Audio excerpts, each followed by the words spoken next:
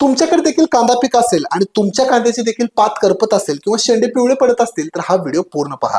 बघा, कांदा पिकामध्ये पात करपणे किंवा शेंडे पिवळे पडणे ही करपा रोगाची लक्षणे आहेत।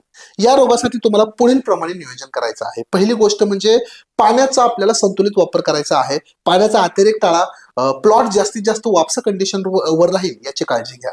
अशा कंडिशन मध्ये कांद्याच्या प्लॉटला खत व्यवस्थापन चांगल्या पद्धतीने करा। कुठल्याही खताची कमतरता भासू देऊ नका आणि खास करून नत्राचा अतिरेक त्या ठिकाणी करणं टाळा। आणि जर कांदा पिकामध्ये करपा रोगाचा प्रादुर्भाव जास्तच असेल, शेंडे खूपच पिवळे पडत असतील तर पुढील प्रमाणे फवारणी घ्या। कॅब्रेटॉप 30 gram, 05234 75 gram, chelated magnesium 15 gram आणि बायोटाइक्स 30 मिली। मित्रांनो, सर्व प्रमाण मी 15 लिटर पाण्यासाठी सांगितलेलं आहे।